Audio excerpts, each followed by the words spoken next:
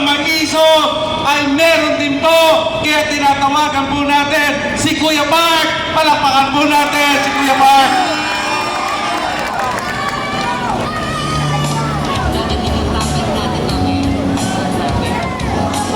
Kuya Mark. Eto.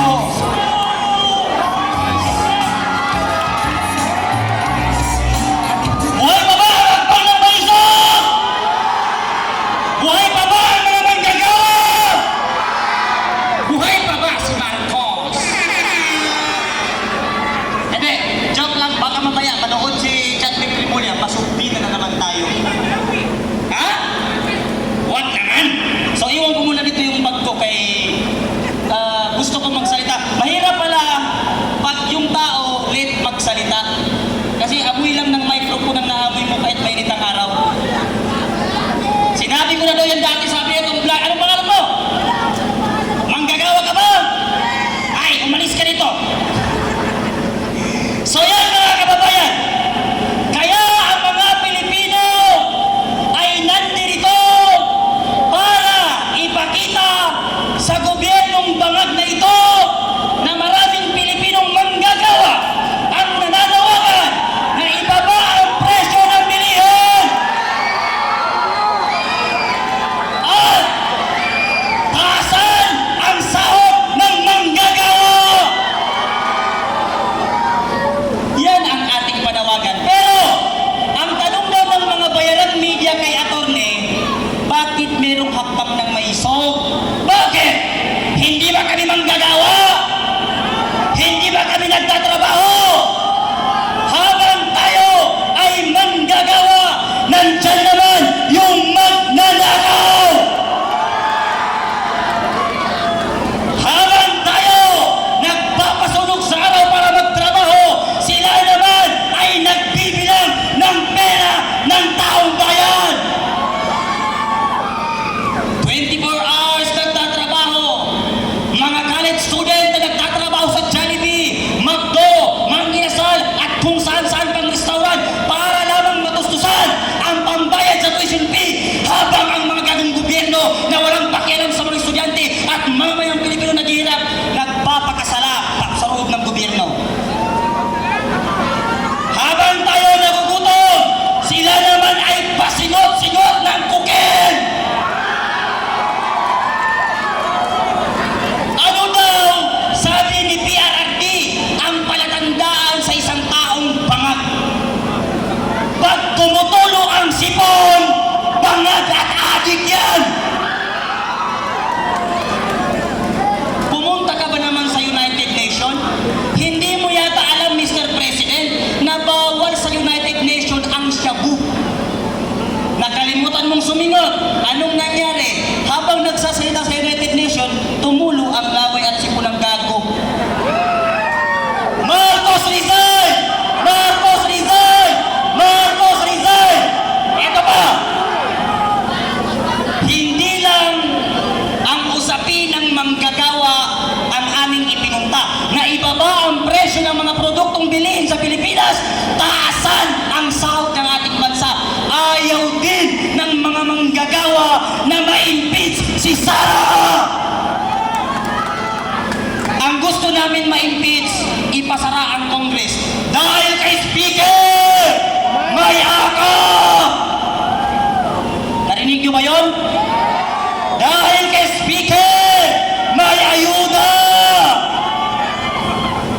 Luistro, ang kapal ng mukha mo. Ang daming Pilipino nito, Luistro. Napakakapal ng mukha ni Luistro. Ano ang sabi niya?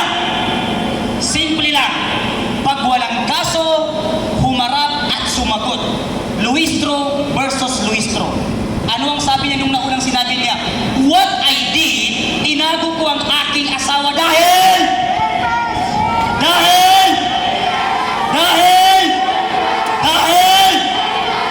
gago si Luistro. Ano pa ang sabi ni Abante?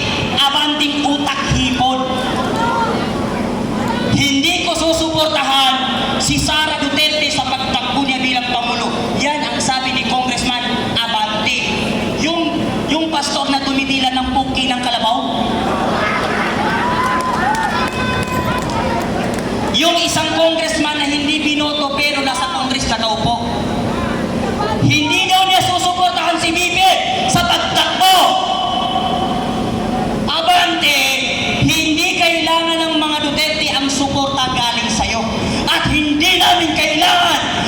suporta mula sa'yo. Bakit? Walang bumoto sa'yo nung eleksyon! Abante!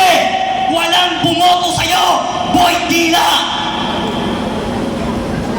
Gago ang putik!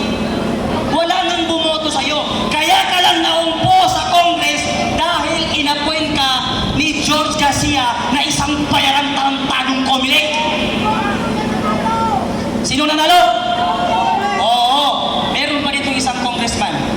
Dito lang ba nasisikita? Ano pangalan nun? Yung singkit. Si Congressman Chupapa. Ano? Joel Chua pala. Akala ko si Chupapa.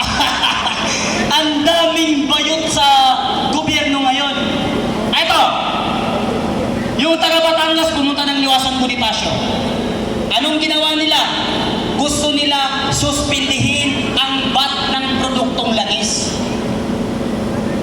Andun na si Congressman, nakipagtalo siya dun sa mga tigulang na buhaya. Ano ang sabi ni Recto? Yang si Recto ang dahilan kung bakit hindi sinuspindi ng gobyerno ang VAT ng produktong langis. Bakit? Malaki daw yung mawawala sa ating gobyerno. At Bongbong Marcos at lahat ng mga congressman, ipinapangako namin sa inyo na walang buboto sa inyo sa 2028 election sa lahat ng congressman at kongresista na buboto para ma-impeach ang pangalawang Pangulong si Rodrigo Sora Duterte. Marami dito kasi sa loob mga newin, pero wala tayong magagawa kasi ang ating presidente, lutang. Sino pa? Yung congressman na baliktad ang bunganga. Sino nga yan? Yan. Yung bayot na congressman na nandito ang bibig. Imbis na asikasuhin mo yung pag-inom mo ng gamot, gago, para madilat yung bibig mo, inuuna mo pa yung pag-impeach kay Sara. Si Laila de Lima. Isa pa yan. Yung 18 Maris, lumabas yung mga pangalan niya nung lumabas ang 18 Marines, nalista sila. Sila Laila de Lima, kilalaman ng mga pulis. Nung si Laila de Lima, mahilig yan manlaplap ng mga PSG niya. Kaya nga pinakulong ni Pierre kasi lahat ng security guard niya nilalaplap niya. Malandi yung tarantado na yan na congresswoman. Ano nga yung jowa niya? Sino nga yun? Jonel! Jonel! Kainin mo ng pekpek ko. Ako ang puta. Diba? Sino pa? Lahat ng congressman at congresswoman na ngayon ay maingay dahil sa impeach ni BP Sara. Si Senator Risa Ontiveros. Ay, maraming salamat at nag-uwi kayo, sabi niya. Tarantadong gago. Maniniwala lang kami sa kaplastikan mo pag ibalik mo yung 80 billion na pondo ng PhilHealth na ninakaw mo. Ikaw, sa kaplastikan mo, Risa Ontiveros, nakuha mo pang tumakbo na presidente. Hindi ka mananalo, gago. Bakit? Ginawa mong santo ang adik. At ipinagawa pa ng museum yung mga adik. Lahat ng makakaliwa na grupo, anong panawagan? Ipakulong si Rodrigo Duterte dahil sa human right violation. Napakaraming pinatay ni Duterte. Ito yung ginagamit ng mga profesor ng UP Diliman, UP na mga bugok na profesor. Imbis ka ang tinuturo nila, aralin panglipunan, war on drugs ang tinuturo. Paglabas ng estudyante, Duterte, diktador, gago! Bobong estudyante!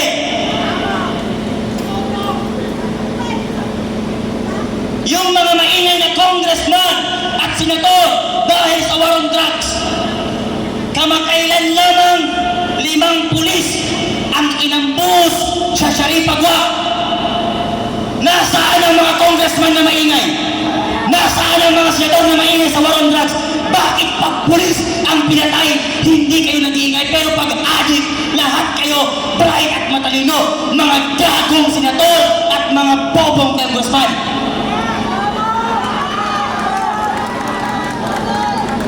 Kung pag-uusapan natin ang human rights violation, unahin nyo yung estudyante na pinatay ng mga adik, mga tarantadong congressman. Sayang kasi wala si John Vic Rimulya. Kung nandito lang si John Vic Rimulya, hamunin ko ng boxing. Hamunin ko ng boxing. John Vic Rimulya! Sabay-sabay nating isigaw. John Vic Bayot! John Vic Bayot! John Vic Bayot! Marcos Bangat! Marcos Bangat! Lahat tayo nandito mga Pilipino, isa lang ang panawagan natin. Lumayas si Marcos. Yan yung hindi mo kayang tapatan sa mga Duterte. Si Duterte, kilala sa buong mundo. Kaya siya nalagay sa Time Magazine. Dahil sa prinsipyo, talino at galing sa pamumuno sa ating bansa. Si Marcos nasa Time Maleta. Si Duterte, nangampanya, no to drugs, no to corruption. Yan lamang ang panawagan ni Duterte, plataforma niya nung tumakbo siya. Tumakbo rin si Marcos! Anong ginawa niya? Pag ako ang nanalo at nakaupo, 20 lang ang 1 kilong bigas. Gago! Naupo si Bongbong Marcos, ang bigas ngayon, 80 ang shabu, bagsak presyo.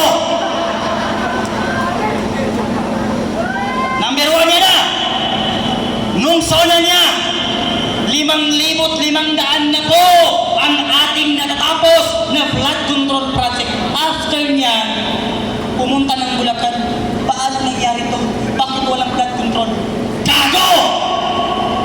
Bakit mo pinipirmahan ang isang pondo at budget na hindi mo alam kung saan nilulustay at saan ginagamit?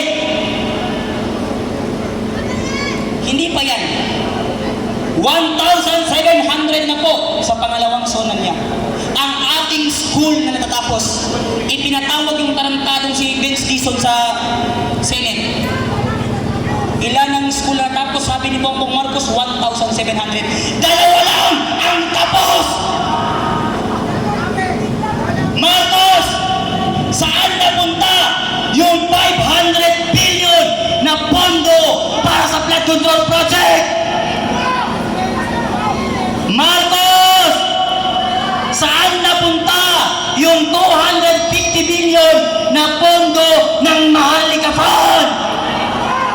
Marcos, saan napunta yung 89 billion na pondo ng PhilHealth?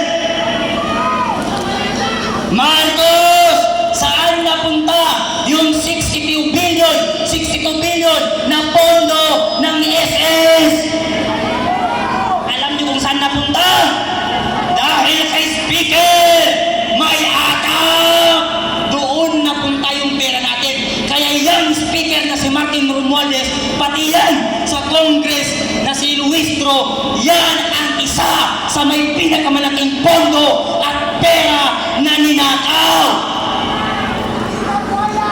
Titigilan ba natin sila? Susuko ba tayo? Ilabas nyo ang mga dala nyong tae at itapon natin sa mga... Hindi, joke lang. Joke lang. Wala kaming dalang tae. Kawawa naman yung mga pulis natin. Ang pupogi naman, itapunan mo lang ng tae. Kami ay hindi kagaya ng mga ibang grupo na nagrarally na sinasaktan ang mga kapulisan. Nang babato ng mga kapulisan. Kami po ay hindi ganun. Kami po kusang aalis pag nasabi na namin ang kailangan namin sabihin. Hindi nyo kami kailangan itapon, hindi nyo kailangan magbakod. Yung mga hollow block na yan, pati alambre, ibinili ng pagkain para ibigay sa mga tao dyan sa kalsada, busog sana. Pero dahil lutang ang presidente natin, kung walang tinatago yan, hindi siya magharap ng mga ganyan. Pero dahil siya ay guilty, kaya siya ay nagbakod.